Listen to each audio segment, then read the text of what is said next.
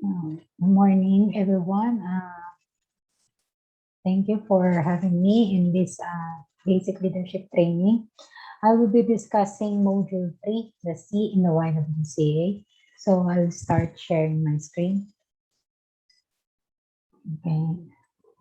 So you might be wondering, especially those who are new in the YWCA movement, the new members of YWCA Quezon City. It is always emphasized that the YWCA is a Christian organization. You might be wondering, what is in the C? Is it a religious organization, or it is anything that has something to do with your faith? Do I have to be converted to become a member of the YWCA? Well, the answer is no. The YWCA is an ecumenical movement. It accepts all women and girls of various faiths. So it is not a religious organization. The YWCA preamble states that its original principle derived from Christianity.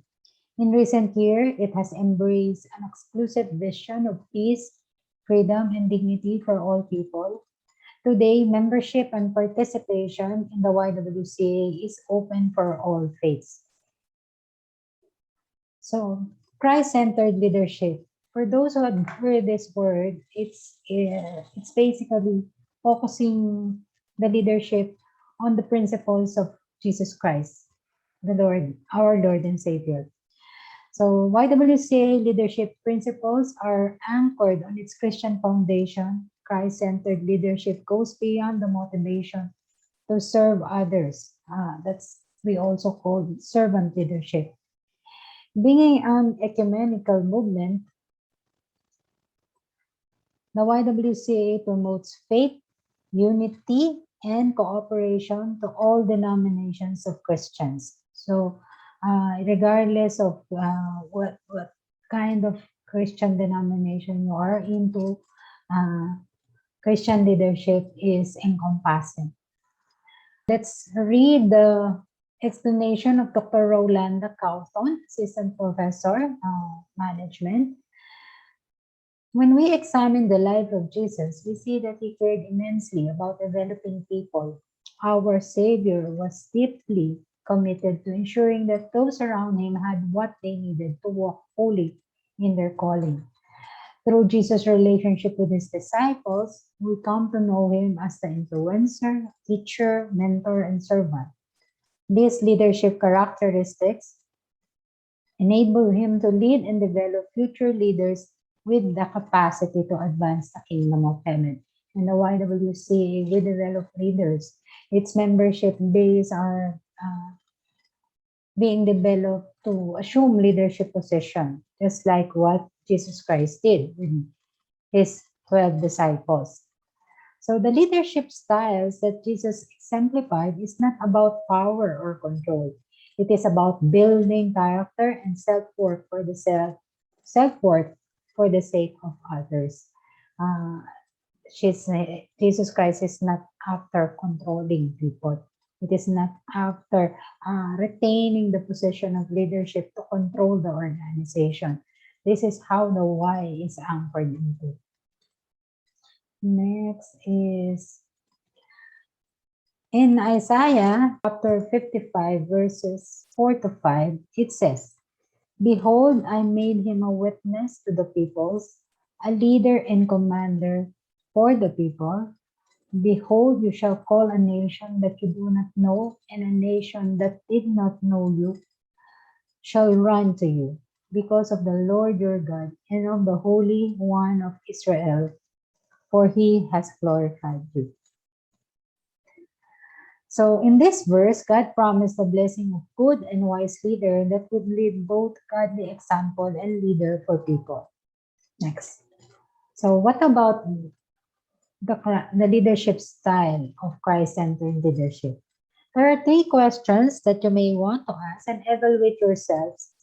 Using this question, we will know, this will serve as a guide, and we will know what kind of leader we want to be.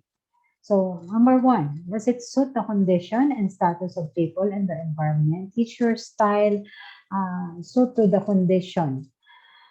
Do you immerse with the people in the community and the environment? Or kayo yung tipong, kung ano lang yung magandang lugar pupuntahan ko. O dito lang kami magkakaroon ng outreach kasi medyo convenience at saka hindi masyadong magugulo ang mga tao sa community. Or hindi maputik yung lugar o kaya ako, yung paligid hindi maganda yung yung environment. So, another question is it consistent with leader's personality or character? Yung klase ba ng leadership style ninyo or ng inyong leader is consistent ba siya sa tunay na personality or character? Or pag nasa community iba at pag nasa meeting with the members of the board are different also. Next is, does it allow the leader to be flexible and be more effective? So, ginagawa ba ng leader na to, ng kanyang leadership styles na maging flexible? So, in spite of the situation, hindi siya madaling na-tense or na-stress or nagagalit. She is flexible no matter what. Halimbawa, sa isang activity, hindi nasunod yung gusto na niyong mangyari. Are you easily get irritated? So these are just some questions that you might want to ask and evaluate yourself using on the kind of leadership that you want. Next. There are different principles that the YWCA adopt in its leadership development.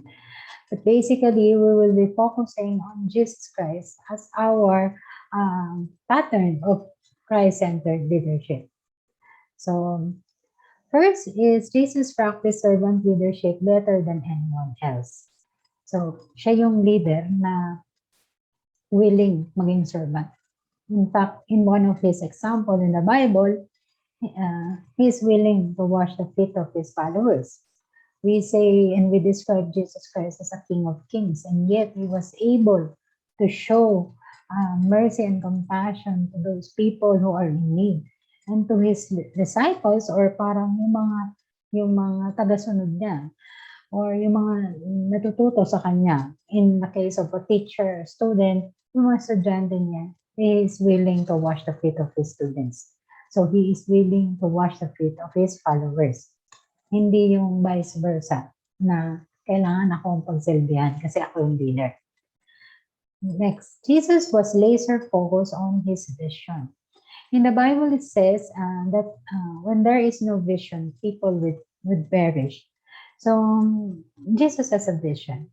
From the moment he was sent to save people from their sins, he is focused on that. Growing up, Jesus never get distracted with the persecution or distraction, especially when he started his ministry.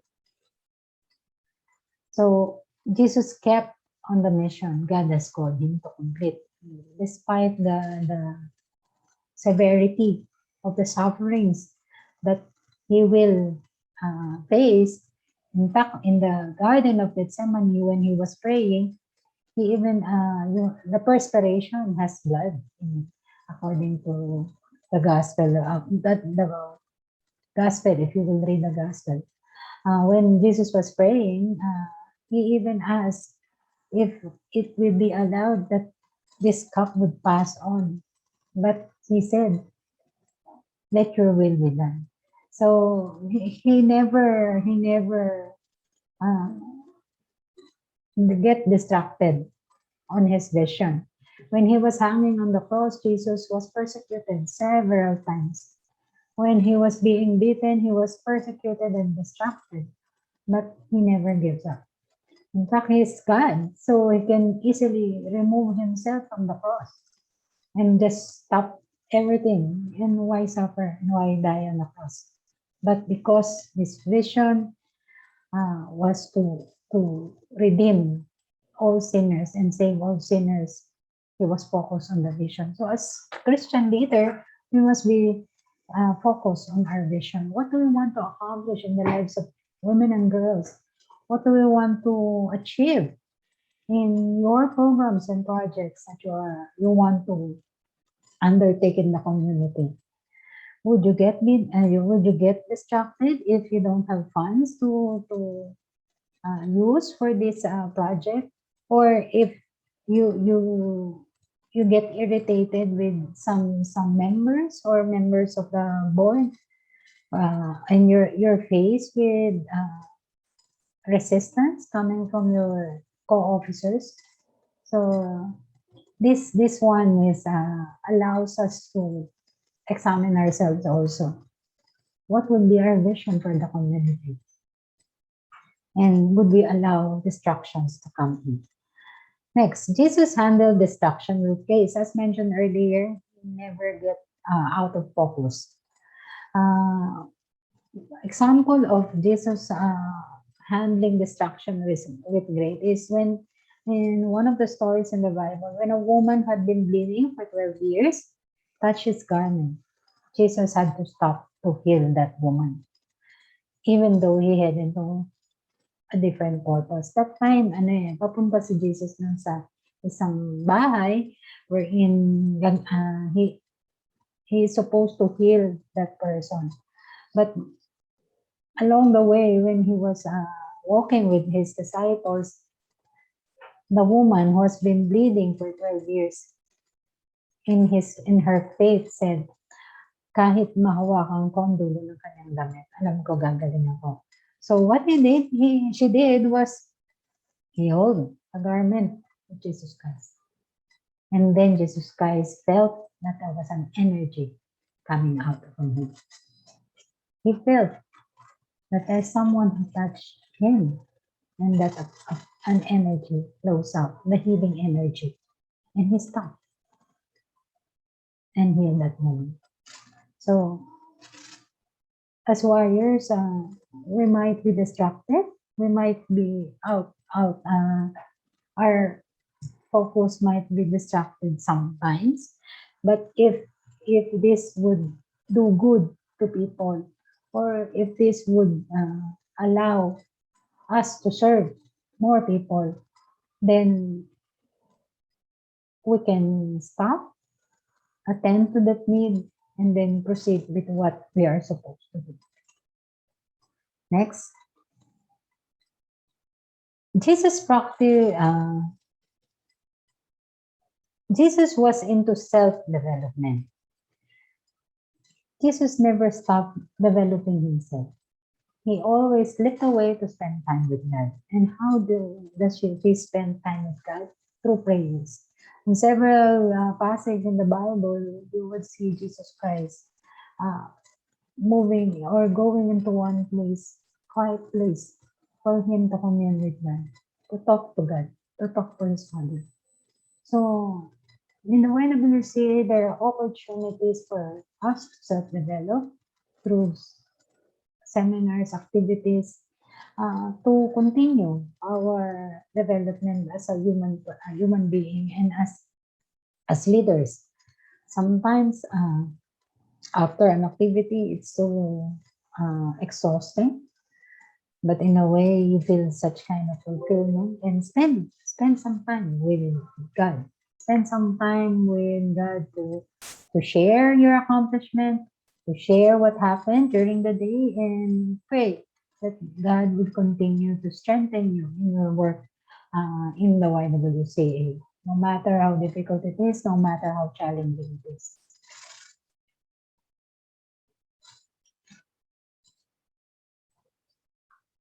Jesus was into leadership development and replacement. He purposely prepared the disciples to take over the ministry. He pushed people beyond what they felt they were capable of doing. He always see to it that there would be leaders to be developed, and that there is someone who can take on the leadership when it's time for him to step down as leader. So he purposely prepared the disciple to take over the ministry. Several occasions he was saying to the disciples that he will be leaving them, and that he will be he even prepared them for his death and for his resurrection. He's not Jesus Christ is not he doesn't want to stay on to the position long and just dominate the ministry. He pushed people beyond what they felt they were capable of doing.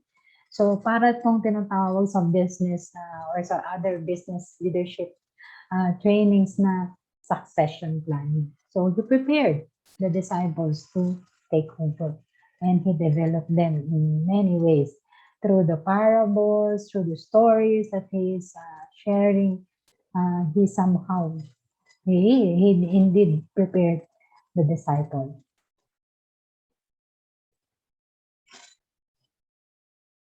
Next, Jesus held the followers to high expectation. Jesus was not afraid to make huge requests of people. Follow me meant the disciple had to drop their agenda to do so. He told the disciple they must be willing to lose everything to follow him. A classic example of Jesus Christ was he asked Peter to drop everything. Peter was a successful fisherman. In those days, being a fisherman is not it's not a low job. It's one of rewarding, and people respect them because of what they have been doing to the community. It's kind of like a businessman, but the business is selling fish. So when he asked Peter to follow him, Peter stopped what he has done. He stopped what he is doing and followed Jesus Christ. So it doesn't say that in the YWCA you have to stop working or you have to stop going to school and do the ministry or do the services that YWCA is doing. But what does it mean by following him is doing what he has been doing. So helping people, doing projects to the best of your abilities, and hindi pwede na. That's why in the YWCA we have this professional excellent spiritual commitment, because of your spiritual commitment, you allow yourselves to be used in the service, and you don't just give service as if okay na yan, pwede na yan. You do it professionally. That's why in spite of you being volunteers, you have to be professional volunteers. So what does it mean to be professional volunteers? You follow certain standards of excellence.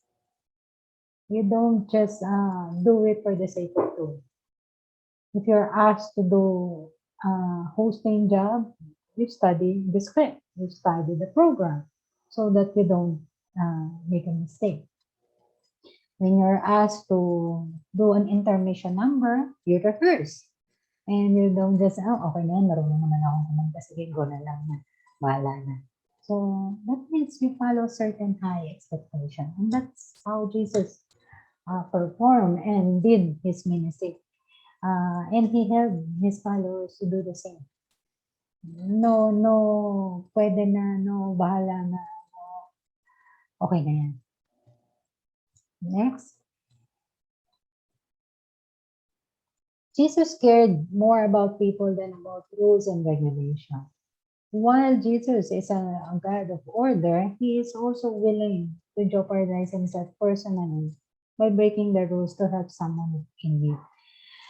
Jesus does not break rules when it's just for anything else. But if there is someone in need, he is willing to break some rules. Ibig sabihin, case-to-case basis. In other words, hindi naman, ganito kasi, hindi kasi po pwede kasi bawal. Kagaya nung sinasabi sa kanya ng mga high priest, diba? Mga Pharisees na hindi ka dapat magpagaling during the Sabbath day. That person needs healing. Hindi ka pwedeng kumain nito kasi ganito, kagaya sinasabi sa Bible. Pero anong sinabi ni Jesus Christ? It's not what you put in your mouth that make you sinful. It is what comes out of your mouth that makes you sinful. So, Jesus is willing to break rules if there is a need to help someone. Jesus celebrated success in ministry. He rewarded people generously who are faithful to Him and to His cause. So, ito yung konsepto ng reward. When you did something good, when you are faithful in the ministry, when you are faithful in your work, and then recognition would come. You should not expect recognition to come from people, but recognition would come through the God whom we serve. Sabi nga, hindi mo kailangan yung papuri ng ibang tao. Pero ang greatest na pinagsisilbihan natin ay ang Panginoon. Kaya madalas maririnig ninyo in the YWCA, people would say, to God be the glory. While it's so pleasing to receive reward or affirmation or recognition, this should not be the center of your service. Because God knows what you have done and He will celebrate with you your success. Next is Jesus finished well. Nagagawa ba ni Jesus Christ yung kanyang mga ginagawa at natatapos na ba ito? Yes, di ba? If you have questions, kung yun ba effective, as what the question here, any question whether His ministry was effective?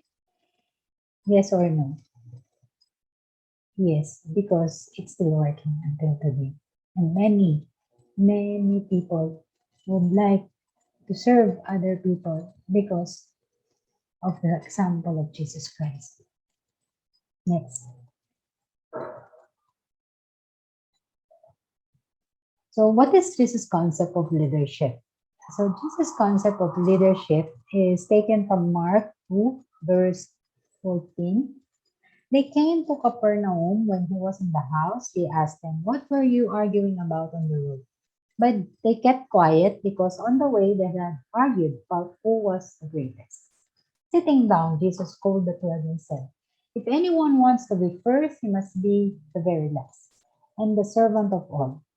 He took a little child and had him stand among them. Taking him in His arms, He said to them, "Whoever welcomes one of these little children in my name welcomes me. And whoever welcomes me does not welcome me, but the one who sent me." So in this verse, Jesus demonstrated His concept of leadership. And in this particular Bible verse, Jesus teaches us about good characters and prepared a heart willing to follow and serve others. So hindi yung gusto mong maging bida, gusto mong maging magaling. Sabi nga, if you want to be first, you must be first a servant. And you must be very last. Yung nagpapauna ay mahuhuli. At yung nahuhuli ay siyang mahuhuli. Next. So what are the concepts of leadership based on Jesus Christ? The process of learning. Jesus started by giving simple invitation to His followers to come with Him, to serve as a role model to them. And that's exactly what we want to do in the YWCA. We are the role models to the younger generation and our success in the organization. We should always remember that we will not be effective leaders until we've learned to be good followers ourselves. So kung di ka raw marunong maging isang follower, you cannot be a good leader. So magkasama mo. You must learn how to be a follower first so that you will know how to lead. And a good leader, a good follower, will be a good leader, and a good leader will have good followers also. So next is the heart of the leader. We cannot lead well unless our hearts do the will of God. Ano nga ba yung motivation natin to lead, diba? If not to do the will of God, to serve others. Sabi nga sa Galatians, by love serve one another. In every leadership roles, it is really important to seek after God wholeheartedly, praying consistently for His wisdom and insight, being open to redirect based on His leading. So ano nga bang leading sa atin ng Panginoon? Diba? Kahit may planong ka na, pero is it the will of God? Ito ba yung nililid sa akin ng Panginoon na gawin? As leader, minsan mapapaisip ko, teka muna, ba't parang hindi ako happy dito? Then, all of a sudden, you want to be, you want to reevaluate. And just like what I said earlier, being open to redirect based on God's leading. Next is relationship and responsibilities of leader. Relationship and responsibility of leader, it is a truly rewarding to build quality relationship with our followers in order to achieve individual and organizational effectiveness. Effective communications is one key to build trust and commitment. As wires, we believe that the most effective leaders are those who are open and transparent with their followers. Yung decision making hindi sinusolo. Pinapaalam sa mga followers and who serve the community in a way that benefits everyone. Yung decision making ba would benefit all the members and especially the community that you serve. Next is the process of learning daw may hinder because of our emotions. Kung takot tayo, hindi na natin gagawin. Or takot tayo, baka hindi maging successful yung project, so we don't want to do that anymore. Resentment. Ay, dati, sinabi ko na yun sa kanila, pero hindi naman nila inintindi. So, nagre-resent tayo. Kahit na binibigyan na tayo ng opportunity. Dapat noon pa, di ba? Parang ganun, parang ayaw natin. I-renew uli yung ideas natin kasi we receive negative reactions in the past. Next is grief. So, lumaloob mo eh. So, parang ayaw mo nang gawin. Parang hindi mo na gustong mag-proceed. So, that's why learning will be hindered. And of course, anger. Pag nainis ka, nagalit ka, it hinders you from learning. Next, things that hinder is the crowd. Crowd tends to attract attention seeker. So, yung mga attention seeker, gusto-gusto nila ng crowd. Jesus did most of his teaching in private. Sabi nga, kung anong ginawa ng kanang kamay, hindi na kailangan paalam sa kanilang kamay.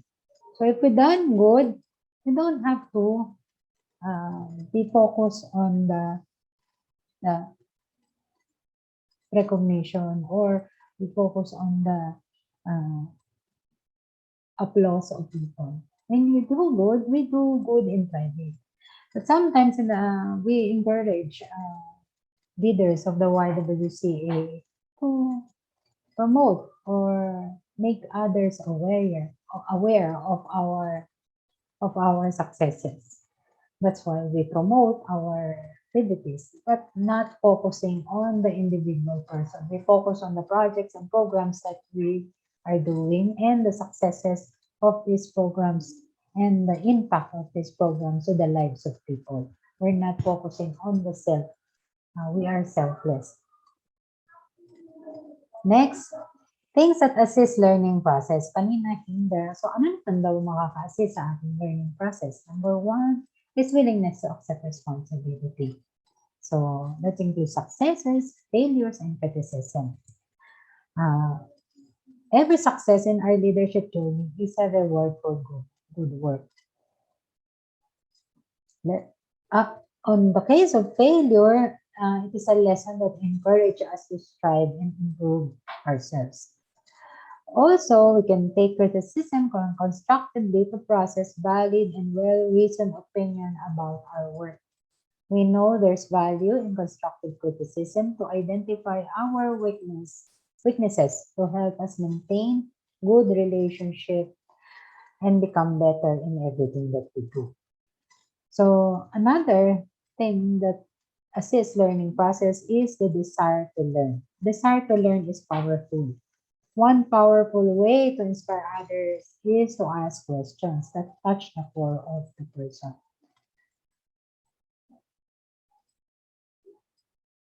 So who they want to be as a person and as a leader. Those types of questions tend to strengthen the desire to fully know themselves, develop self-respect and keen interest to serve. So, kaya kanina, di ba, may lesson about learning styles, what kind of learning styles you have, yung thinking styles ninyo. So that you can strengthen what is needed to be strengthened. And those weaknesses should also be improved or developed. The desire to learn should be stronger than the desire to save face. As servant leader, we should not allow selfishness to prevail in our hearts. In order to reach positive outcomes in the lives of our followers, it requires us to put ourselves in another person's shoes. Sabi nga, yung kanta ni Lady Gaga, till it happens to you, you don't know how it feels. So, put yourselves in that person's shoes. Diba? The golden rule, for example, do unto others what you want others to do unto you. So, if you don't want to be criticize negatively, you don't do criticism negatively. You give positive criticism. Take thoughtful actions and build real trust and long-term relationship. In the YWCA, we always tell that we develop friendship. Friendship that lasts, friendship that goes beyond the years. So we never stop developing friendship among people. So next, ability to listen carefully. So a good leader has the ability to listen carefully to those who serve with us while being focused on the set goals. Emotion must flow from the heart, showing sincerity of intention. Let us also make it a habit to prepare to listen, to learn, to understand, and to form firm connection. Sometimes if we fail to listen, we also fail to understand another person. If we fail to listen to our hearts,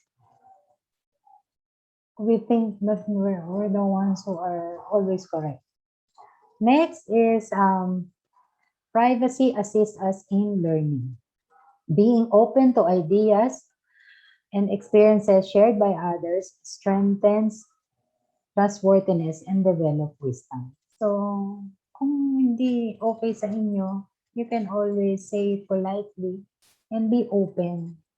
Kung you don't want, let's say, example, ayaw mong kumanta, ayaw mag-information number kasi hindi ka confident. You can tell that to one of your leaders and be open and then listen carefully kung ano yung mga ideas or if they can motivate you. Kasi yung tatanggapin mo pero hindi ka naman pala confident na gawin or you feel na parang napo-force ka. So, it is okay. In the YWCA, when I was a young leader, there are a lot of opportunities as given to me na parang ayaw ko nung una. But eventually, I was motivated, I was trained, I was able to accomplish what I need to do. And I owe it to those who mentored me in the YWCA. Next, so the heart of a leader. The motivation of a leader's heart. The wrong motivation. Paano masalaman na mali yung motivation? When you think that you want to be the greatest. Earlier, we read a passage of those who want to be greatest must be the last. So you have to have right motivation. If you want to promote yourself, remember that Jesus was never a self-promoter. Hindi siya nagbabrag sa sarili niya. Hindi niya pinopromote, kunin niyo ako, gawin niyo ako. He did not want to be compared to others. The right motivation is to serve.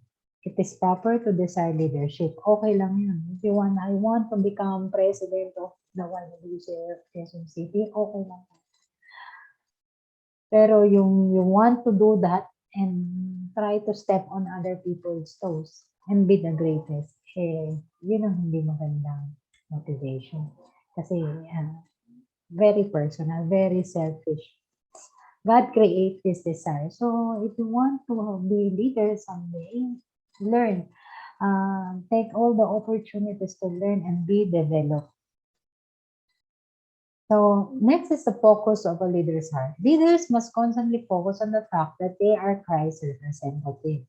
So as leaders in the YWCA, we must be reminded that we are just Christ's representative. Of course, people who want to thank us might consider us na kung di po dahil sa inyo, hindi ko po magagawa to. Kung di po dahil sa inyo, hindi ko ma-achieve to. While those are sincere thanks of other people, but you should guard your heart not to focus on that recognition.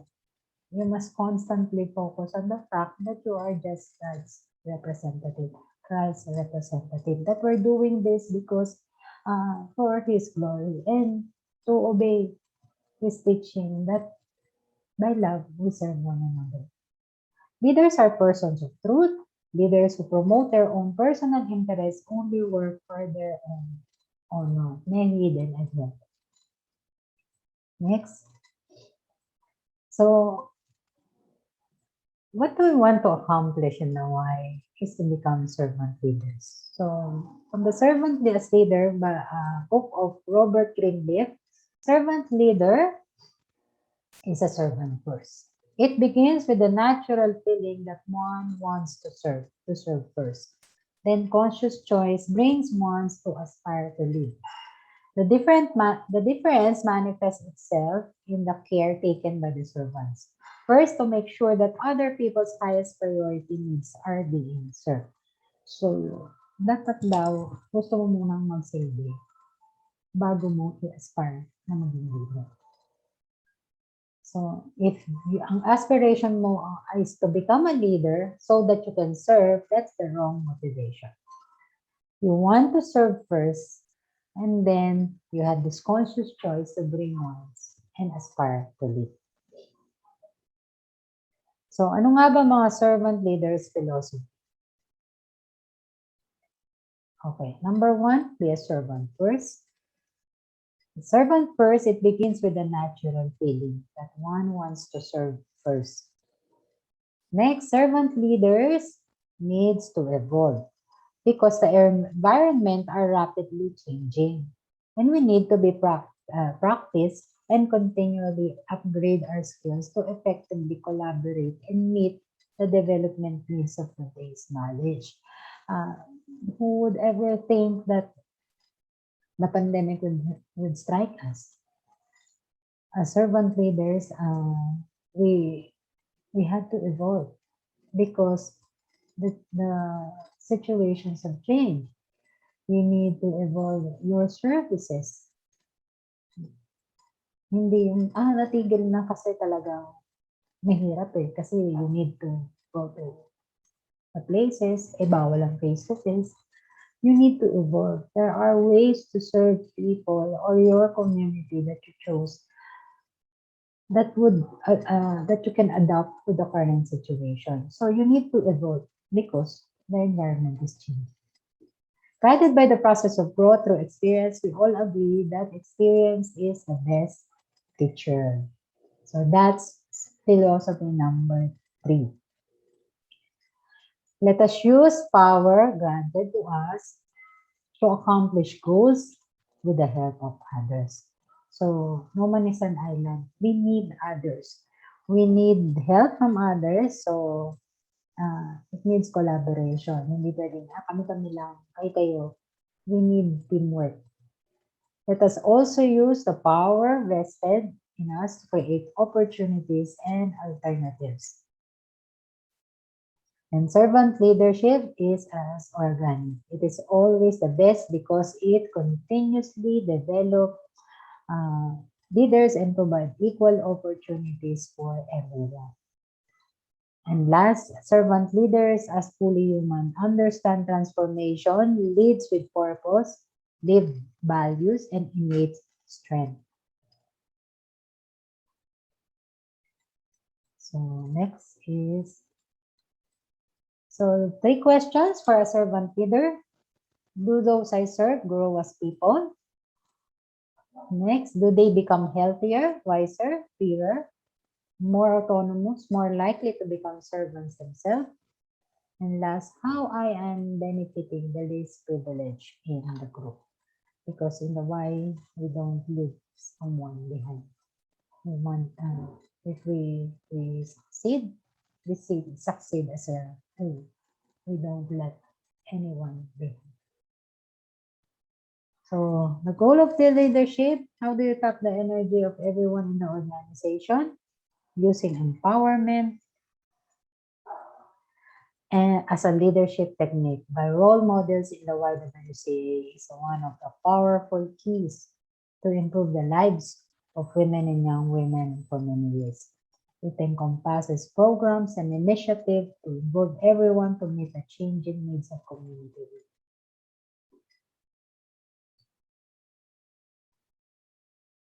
So, saan nga ba nanggagaling ang ating empowerment? What is the source of your power?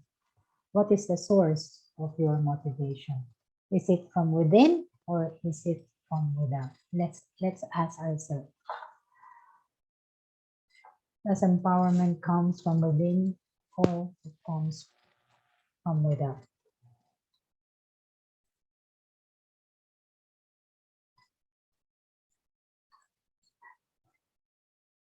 On empowerment, it says power as a faculty or capacity to act, the strength and potency to accomplish something, the vital energy to make choices and decisions, the capacity to overcome deeply embedded habits and cultivate higher, more effective ones. So, it's your capacity to act. Use the strength to accomplish something. So, next is bylaws for spiritual empowerment. Ano nga ba ito? Moment by moment. Ibig sabihin, moment by moment. 1, believe. Believe that you can do it. Pray to God and give you the power to do it. And trust that it will happen. So, we should do this by our daily walk. First, worship. We should thank God. We must know how to worship and thank and praise God. We should know how to wait. Wait for the right time, for the proper resources, for the right ideas, and thus is the work.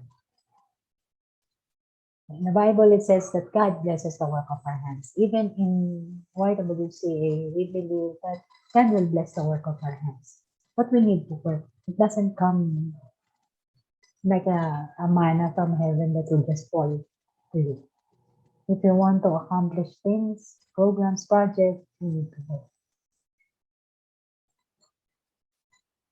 So, in Proverbs 17, verse 24, it says, an intelligent person aims at wise action, but a fool starts off in many directions.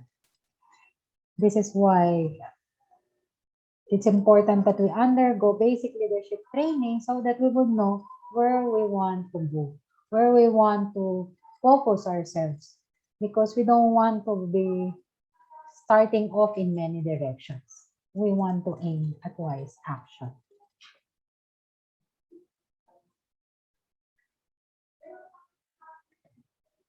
Your values determine your vision. Your desires determine your direction. Your roles determine your goal. Your vision determines all your choices in life. And I will end with this slide. The quality of your work reveals the quality of your spiritual life. So if your work is not good or you're failing, look at the quality of your spiritual life. Remember, we live our daily walk, and let's do it. Nothing is impossible to God, and we need to focus on the real source of our power. The YWCA, the C in the YWCA makes us do what we need to do. We don't do things, we don't do programs because we just want to. It is the C that allows us to do what we want to do for the betterment of society, for the betterment of the community we serve. Thank you and good morning.